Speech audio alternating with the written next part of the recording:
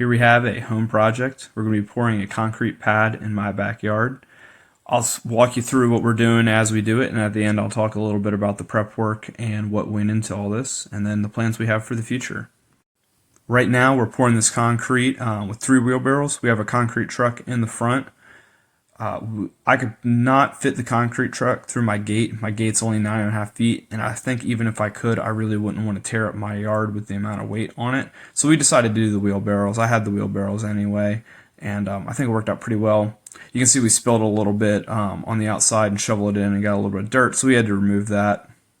An important thing to note is only one of us has ever done anything with concrete before. It's my buddy Nick, and I'm really grateful for him and all of his help in being able to do this. So everybody else, including myself, this is our first time doing concrete, which I feel like it worked out pretty well for a first time. I'm really happy with how it turned out, and we honestly had a lot of fun doing it.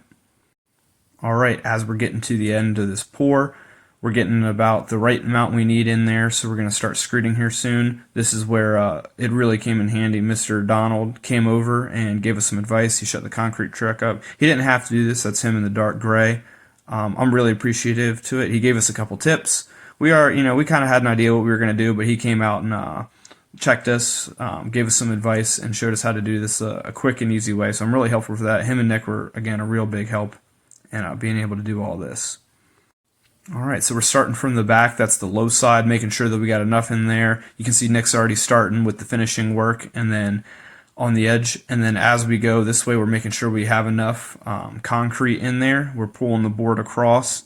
Any gaps we see or any low spots, we're going to fill with some more concrete from the wheelbarrows. Then we're going to, rake across, make sure that we have enough in there. And you see Mr. Don gets on there and he shows us, he's like, hey, do it like this, and man, it made a huge difference in how it turned out, and it looks pretty good.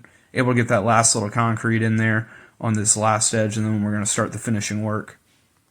So you can see us starting the finishing work. We're going around the edges, getting them nice and cleaned up.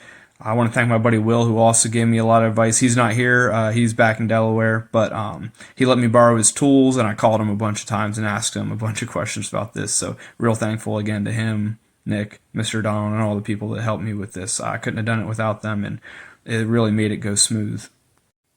So we didn't have a bull float. I could have gone and rented one or bought one, but we just decided to use the landscaping rate, and then a makeshift bull float, which was the magnesium handle taped to the end of a cultivator handle that broke.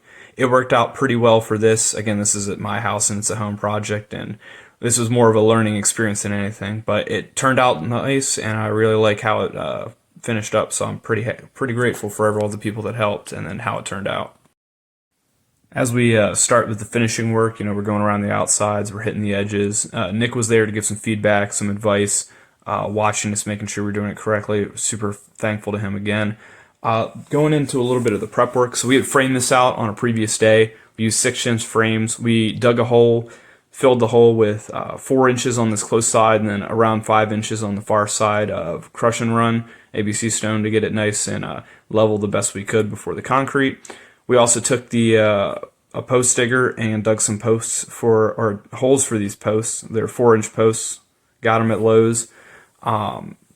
Sunk them in there, screwed them in with some boards to make it nice and level. Checked with the level, and then filmed it with the Siska post setting foam. It worked really well. I think it set them in there nice and straight. One's a little bent, but I think that's just because the post itself was a little bit bent to start with, but overall really liked the post setting foam, so that was super cool to use. I'd never used that before.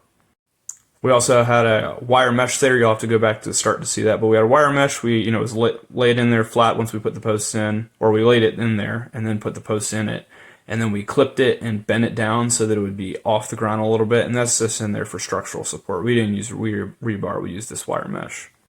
So for the plans for this area, I'm planning on putting a picnic table here, planning on staining the picnic table and the posts the same color, sanding them down. To the right, we're going to do a fire pit area, so the next thing I'm going to do is, build a base for it, ABC stone, I think probably number 78, gravel and some rock dust, put some stone edging in, and then fill it with pea gravel, nice big fire pit, and the middle of that, nice little seating area. To the left, I'm probably going to put probably some pavers down to put a wood pile on. Just off to the left of the screen, I have a big pile of wood that I was going to use for that fire pit, so probably keep it there.